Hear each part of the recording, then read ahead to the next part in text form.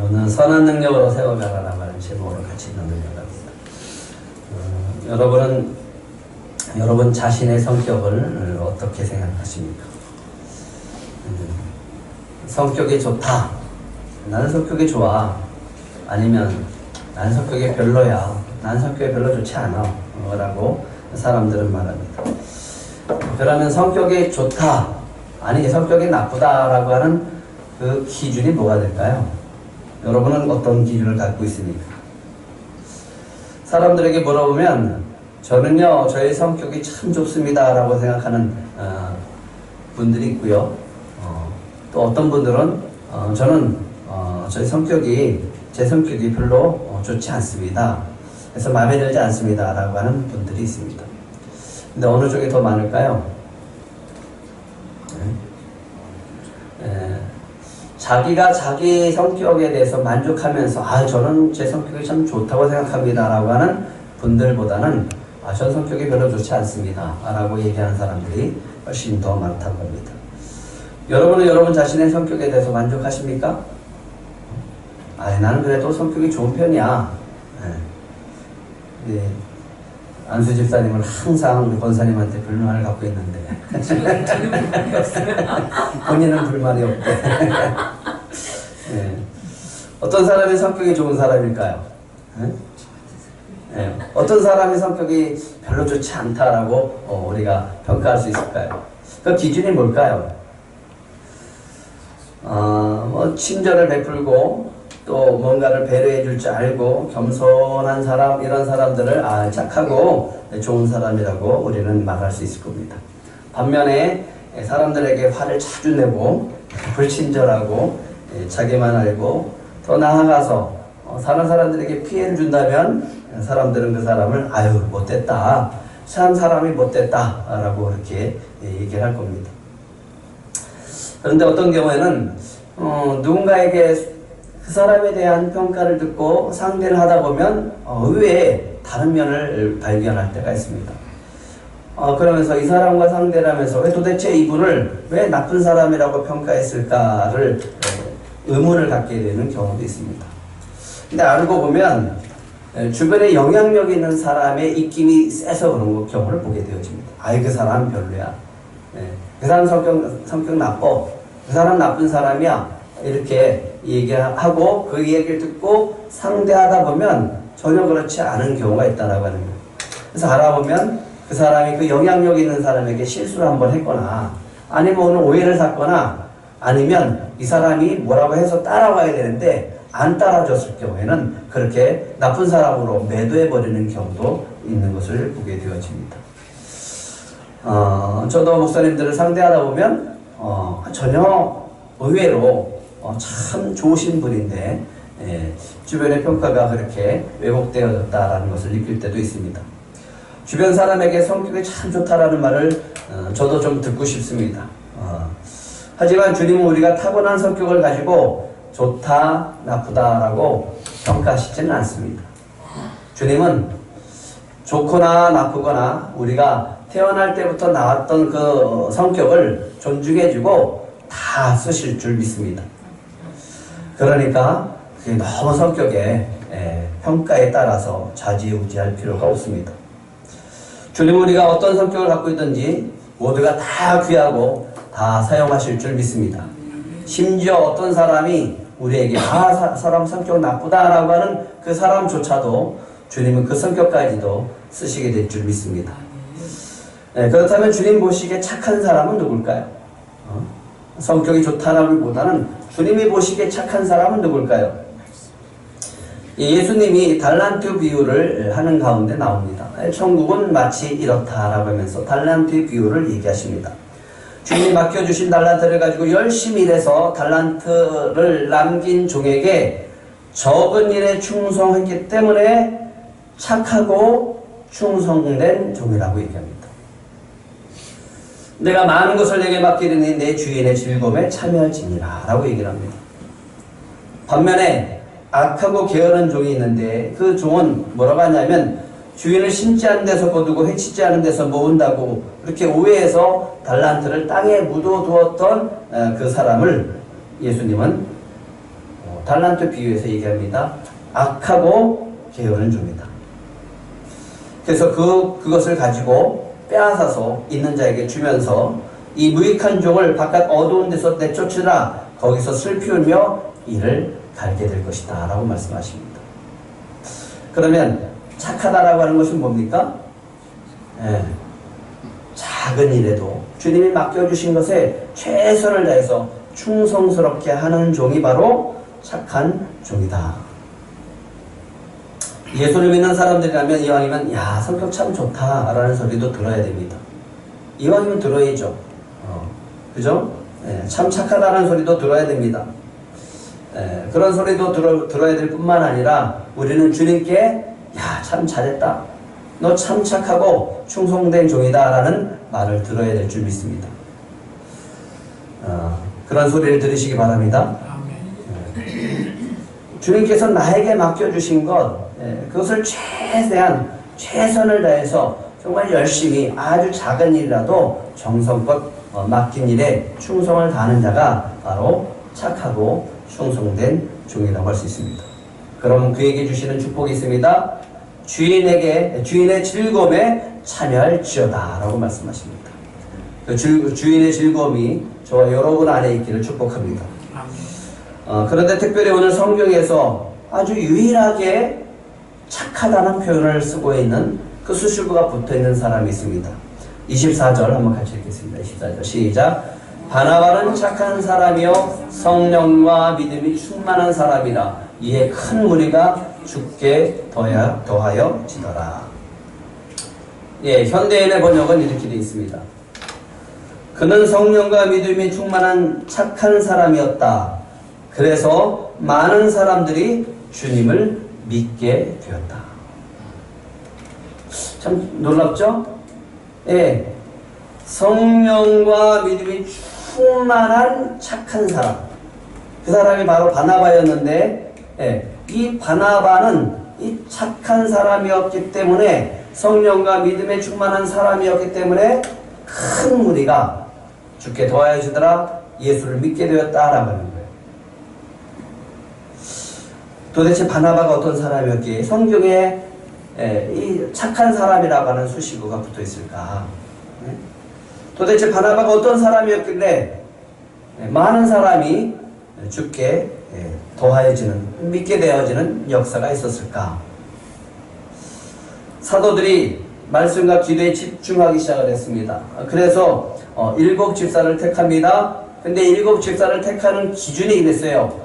성령과 믿음이 충만한 사람 7을 택했다. 그 사람들이 바로 7 집사였습니다. 그 기준이 뭐였냐면 성령과 믿음이 충만한 사람이었어요.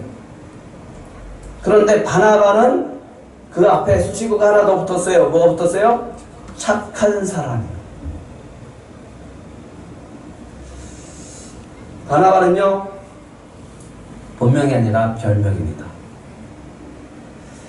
사도들이 붙여준 별명입니다. 사도행전 4장 36절 37절 한번 같이 읽겠습니다. 시작. 그 무로에서 난 레위족 사람이 있으니 이름은 요셉이라 사도들이 일컬어 바나바라 번역하면 위로의 아들이라 하니 그가 밭이 있음에 팔아 그 값을 가지고 사도들의 발 앞에 두니라. 이 바나바라고 하는 이 별명을 가진 이 사람은 이 고향이 키프로스 출신의 레위인입니다. 본명은 요셉입니다. 별명은 바나바. 그 뜻은 위로의 아들입니다. 우리가 잘 알고 있는 마가의 외삼촌입니다. 예루살렘에 성령이 임하자 예수를 믿는 사람들이 공동체를 형성하기 시작을 해요. 그리고 이 초대교회에 나타나는 아주 놀라운 현상이 있었는데 이게 뭐냐면 나누는 거예요. 교제하는 거예요. 있는 것을 내어드리면 밭과 집 있는 사람들이 그것을 팔아서 돈을 가지고 사도들 앞에 내어놓으면 사도들은 그것을 가지고 가난한 자들의 필요에 따라서 이렇게 나눠주는 거예요. 그래서 성경에 보면 놀랍게도 가난한 자가 없었다라고요. 초대교회는 가난한 자가 없었다. 왜? 있는 자들이 내어놨고 사도들이 그것을 이렇게 필요에 따라서 나누어줬기 때문에 그렇습니다. 그런데 사도들은 그 돈을 가지고 나눠 주는데 중요한 것은 자원하는 사람들이 있어야 되는 거예요. 그때 누가 자원해서 밭을 팔았냐 하면 37절 누가 했다고요? 바나바가 했다. 바나바가 밭이 있음에 팔아 그 값을 가지고 사도들 앞에 내놓았습니다. 이것을 통해서 가난한 자들을 나눠주는 거예요. 얼마나 아름답습니까? 그러니까 자기 것을 내놓을 수 있는 그런 사람이 바로 바나바였습니다. 근데 이것을 통해서 이게 분위기가 형성이 되어져요.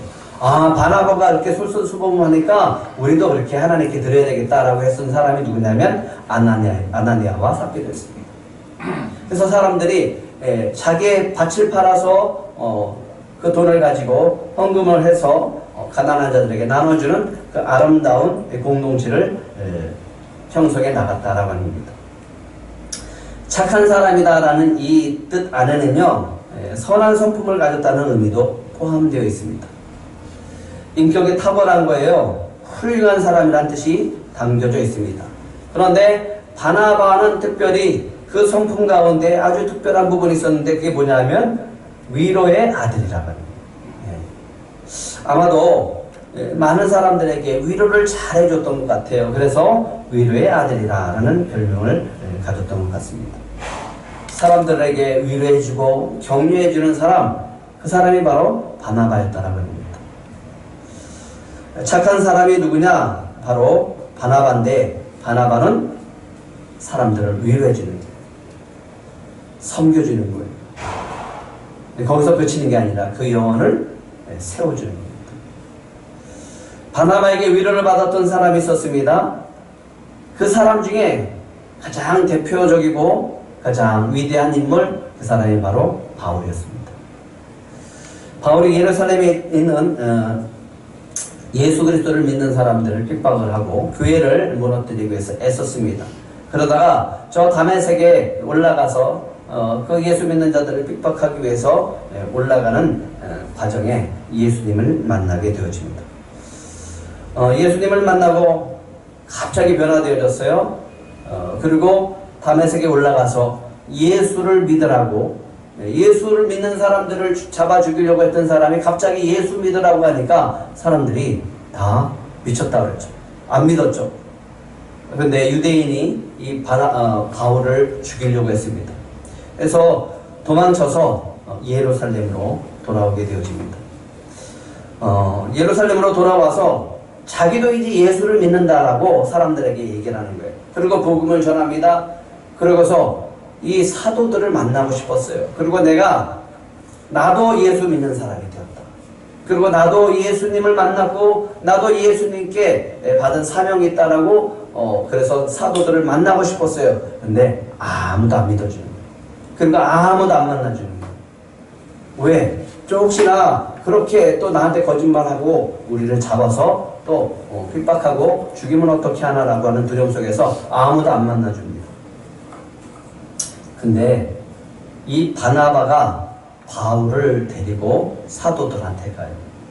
그리고 변론해 줍니다. 제가 보증하겠습니다. 이 사람은요, 다메섹 도상에서 예수를 만난 사람입니다. 그리고 예수님께서 이 사람에게 이방인의 사도로 세워주셨습니다. 예수 믿는 사람 맞습니다. 그리고 예수 믿고 변화된 사람입니다. 라고 변명을 해주기 시작합니다. 사도행전 9장 27절입니다. 같이 읽겠습니다. 시작. 바나바가 데리고 사도들에게 가서 그가 길에서 어떻게 주를 보았는지와 주께서 그에게 말씀하신 일과 다메섹에서 그가 어떻게 예수의 이름으로 담대히 말하였는지를 전하니라. 맞아요. 바울의 말이 맞습니다. 바울이 다메섹으로 올라가는 길에 예수님을 만난 건 맞습니다. 네. 바울이 이방인의 사도로 택해 주셨습니다. 예수님의 일을 이방인의 사도로 택해 주셨습니다. 라고 사도들한테 소개해 주는 거예요. 그러니까 사도들이 그때서야 믿기 시작을 합니다. 이제 바울도 복음을 전하는 사람이 되어졌습니다. 사도들과 교제도 할 수 있게 되어졌습니다. 그리고 예루살렘에서 복음을 전하는 역사가 있었습니다. 바울이 얼마나 위로가 됐을까요? 아무도 믿어주지 않아요. 나 정말 예수 믿는데 과거에 지은 죄 때문에 아무도 믿어주지 않는 거예요. 근데 바나바가 그에게 위로해주고 격려해주고 당신도 이제 주님의 일을 감당할 수 있다라고 위로해주고 격려해주고 사도들 앞에 세워줘서 그가 이제 본격적으로 복음을 전하는 일을 감당하게 되어졌다라고 하는 겁니다. 이 사람이 바로 바나바입니다. 제가 지난주 수요일날 말씀을 묵상하다가 갑자기 주님께서 보여주는 장면이 있었어요.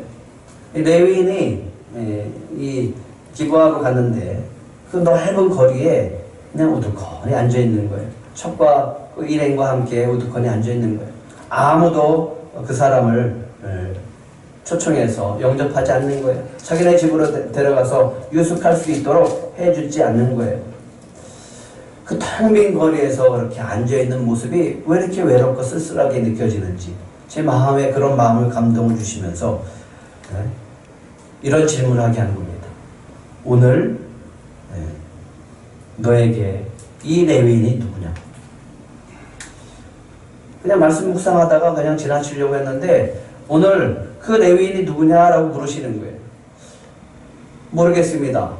그리고 계속 기도를 했어요. 근데 성령께서 한 분을 떠올리시는 거예요. 그분이 누구냐 하면 한 2달 전에 코로나 때문에 연기하다가 2달 전에 창립 예배를 드리신 분입니다. 그분을 생각나게 하는 거예요. 그러면서 이 말씀과 교차되어지면서 그분에게 위로를 줘야 되겠다라는 생각이 들게 하셨어요.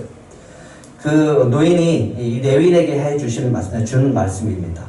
그대는 안심하라. 그대의 쓸 것은 모두 내가 감당할 것이니 거리에서 유숙하지 말라. 이 말을 들었을 때 레위인이 얼마나 위로가 되어졌을까. 그러면서 주님께서 저에게 가서 위로와 격려를 해주라고 하는 거예요. 그래서 목요일날 찾아갔습니다. 찾아가서 이야기를 하는데 제가 이제 점심 식사를 대접해드렸어요. 그랬더니 되게 어려워하시더라고요. 제가 점심 식사를 대접을 해드리니까. 남편은 격주로 와서 예배를 드린다고 합니다. 자녀들은 생각날 때 그냥 가끔 와서 예배를 드립니다. 성도는 아무도 없습니다. 새벽 예배 나오고 저녁에 기도회를 하십니다. 그리고 2달을 그렇게 버티고 계신 거예요. 그런데 이분이 의외로 또 혼자서 잘 이렇게 하고 계시더라고요. 그래서 제가 오늘 말씀을 묵상하다가 이런 감동이 있어서 찾아왔습니다 라고 했더니 굉장히 기뻐하시더라고요. 성령님께서 주님께서 당신을 위로해 주길 원합니다.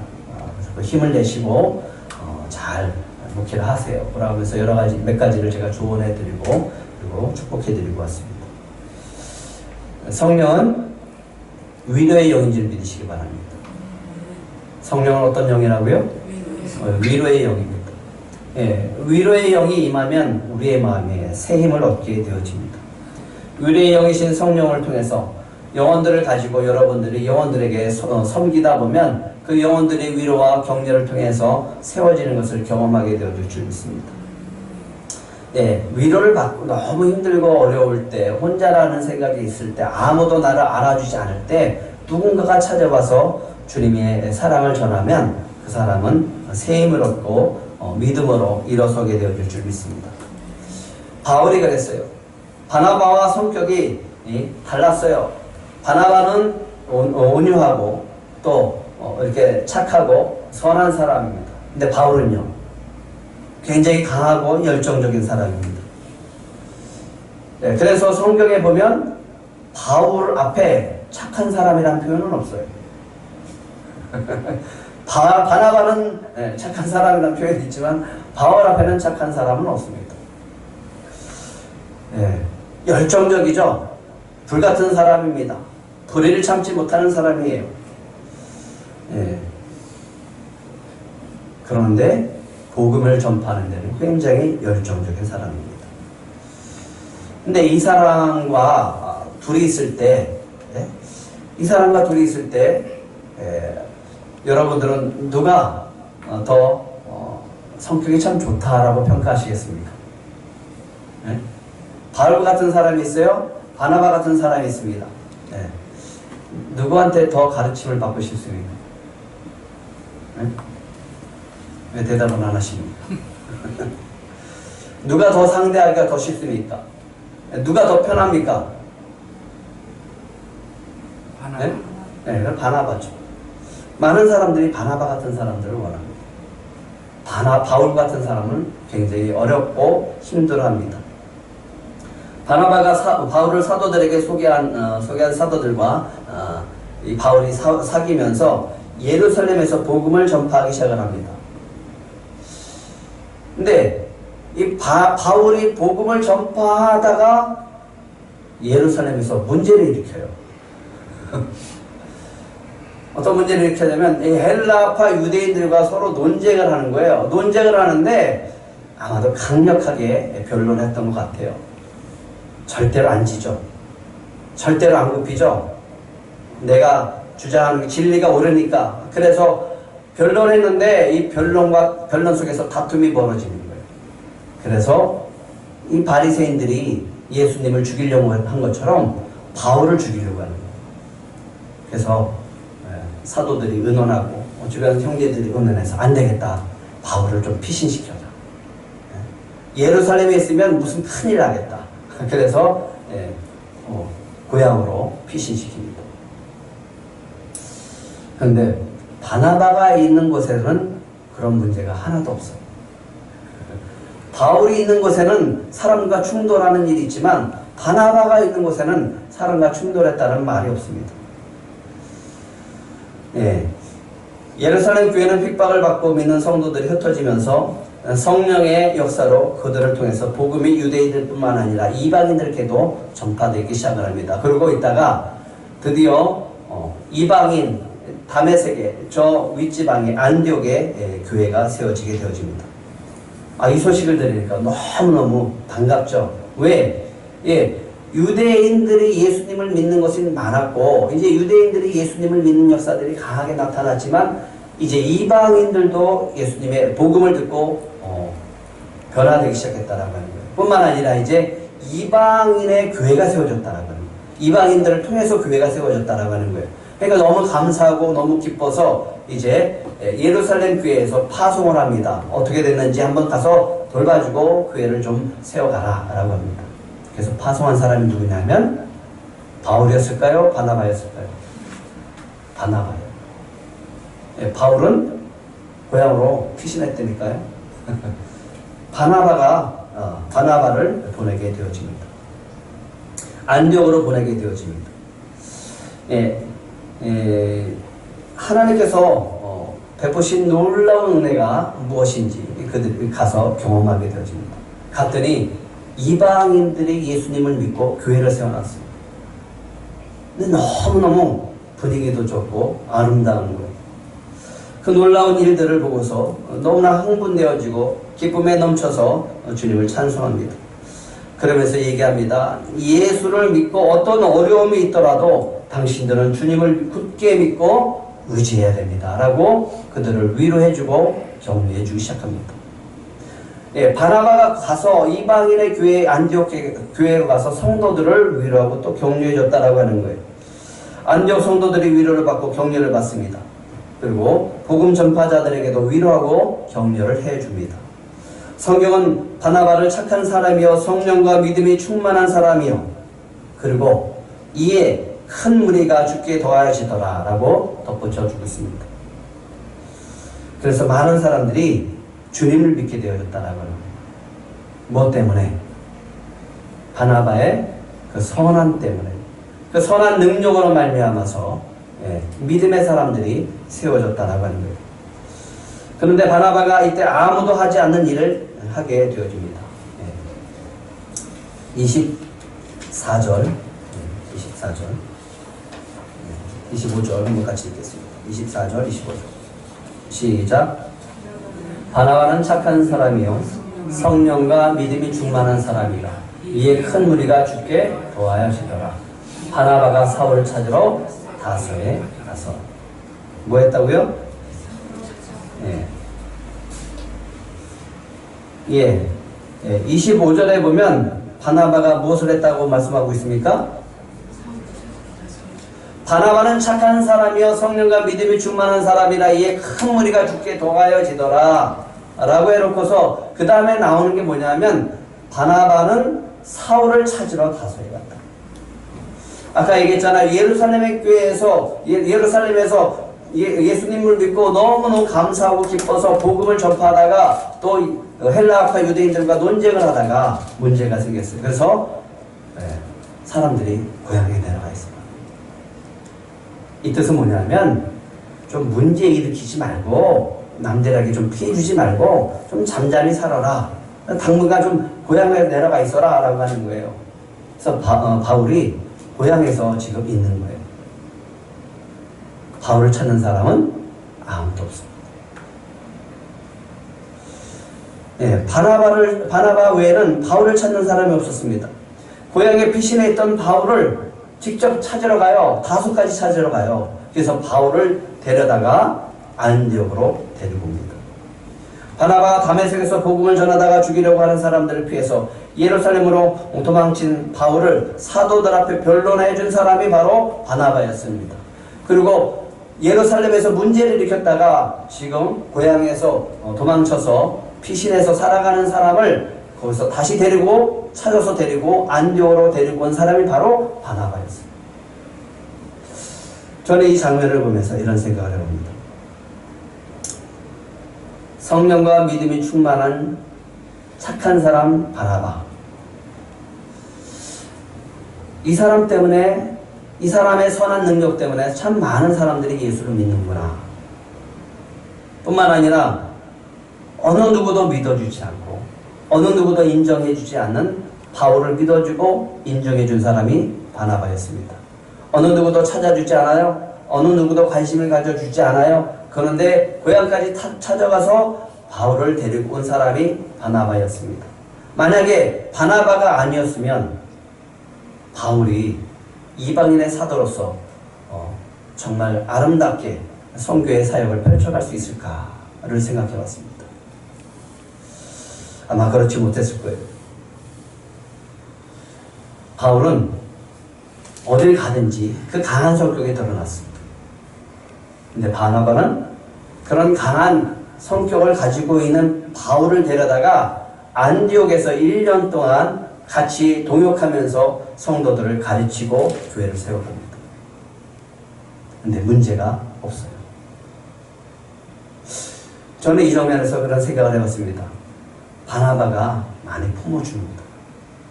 바나바가 바울을 많이 세워주는구나.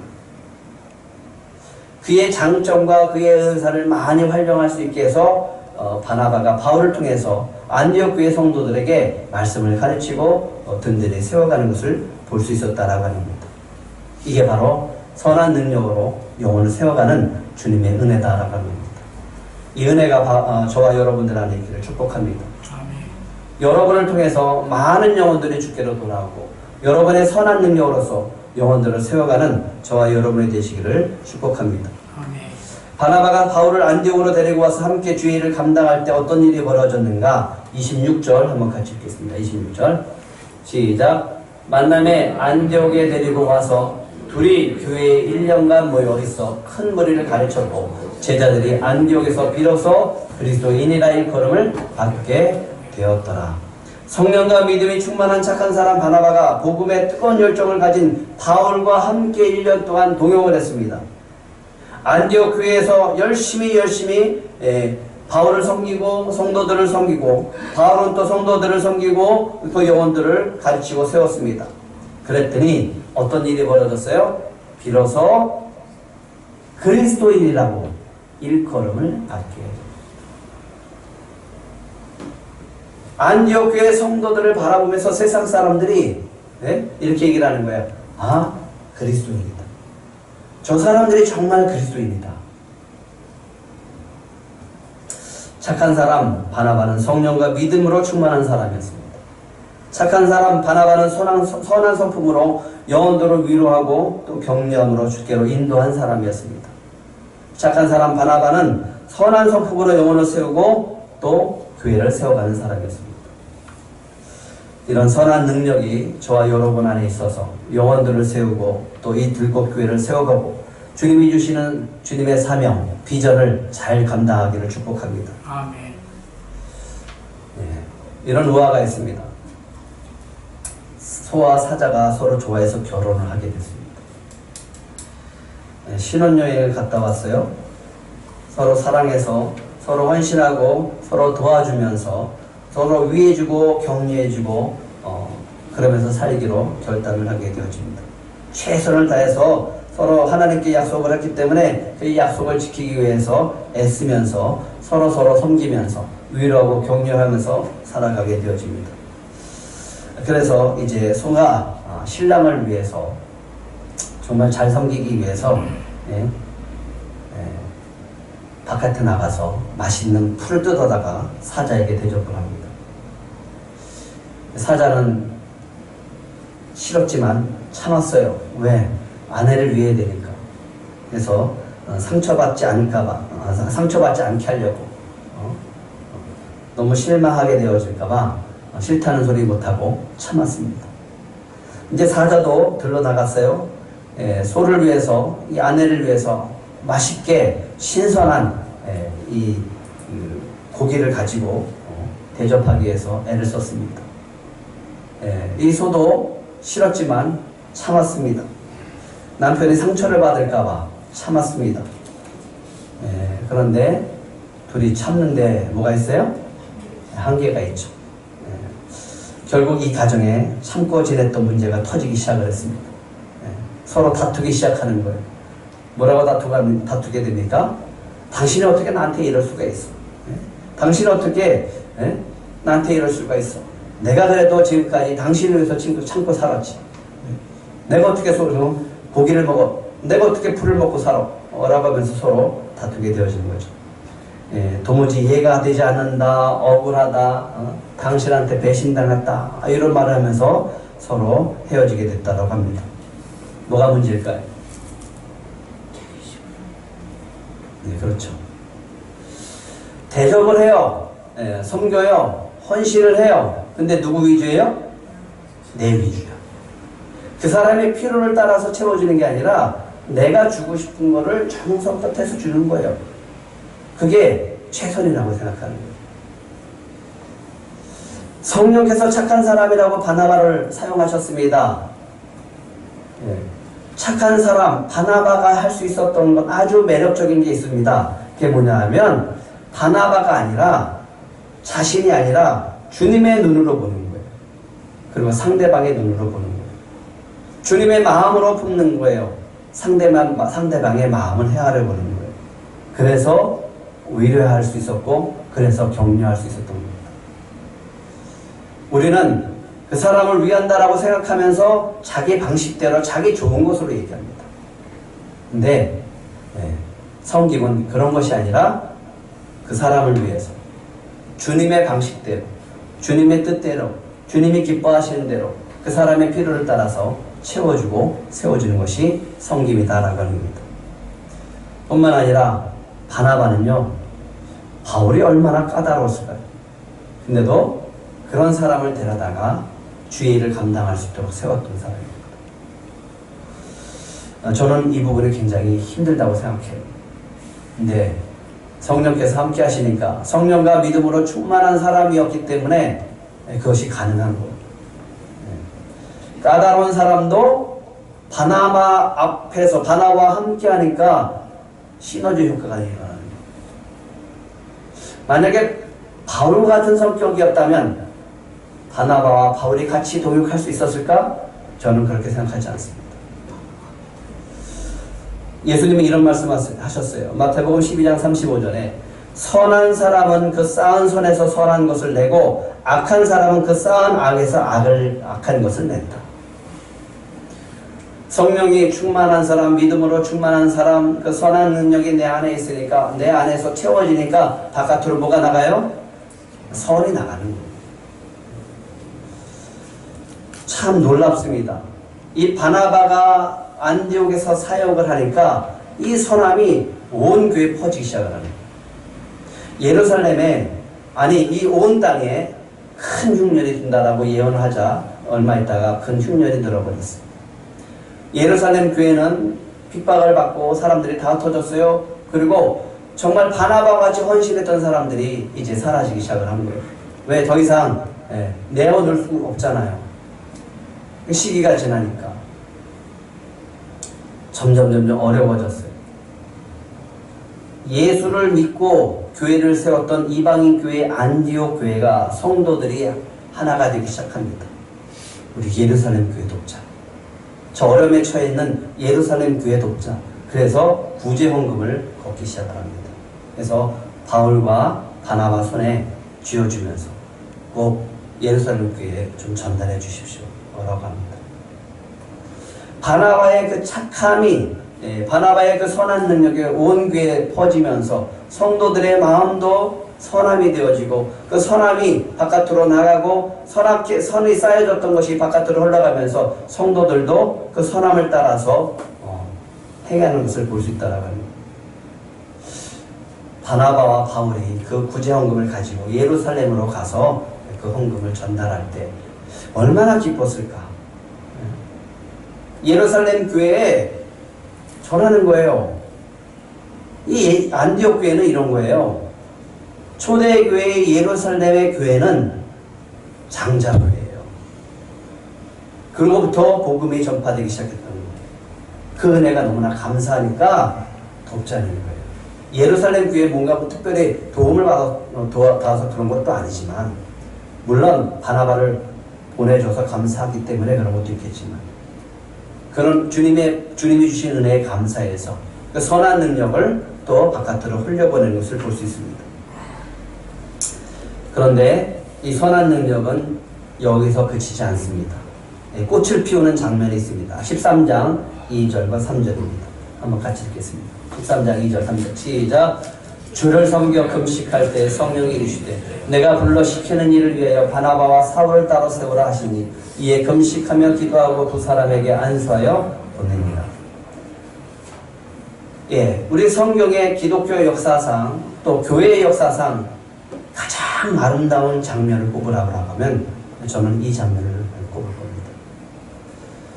금식하고 기도하던 중에 성령께서 이 교회를 향해서 말씀하시는 것을 성도들이 듣습니다. 지도자들이 듣습니다. 너희는 바나바와 사울을 따로 세워라. 내가 그들에게 맡긴 일을 하게 하라.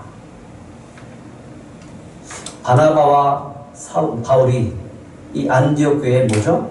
어떤 직책을 갖고 있는 거죠? 담임 목사님이에요. 근데 성도들에게 성령께서 말씀하시는, 지도자들에게 말씀하시는, 담임교육자인 바나바와 바울을 따로 세워라. 그리고 내가 맡겨놓은 것이 있다. 뭐 하기 위해서? 뭘 하라고요? 선교사로 파송하는 것. 복음 전파자로 파송하라라고 해요. 참 놀랍지 않습니까? 그래서 금식하고 기도하고 두 사람에게 안수하여 파송합니다. 그래서 제1차 선교여행이 시작되어지게 됩니다. 주님은 바나바의 그 선한 능력을 가지고 바울을 세웠습니다. 그리고 안디옥 교회를 세웁니다. 그리고 두 사람을 선교사로 파송하는 것을 보게 되어집니다. 우리는 이렇게 얘기합니다. 사람 참 좋다. 사람 성격 참 좋다. 라고 말을 합니다. 저는 바라기는 저와 여러분이 그런 소리를 듣는 주님의 자녀들이 되기를 축복합니다. 아멘.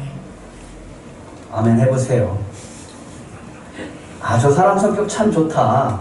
저 사람 참 좋다. 라는 말을 들어야 됩니다. 아멘. 주님 닮은 그런 분들이 되시길 축복합니다.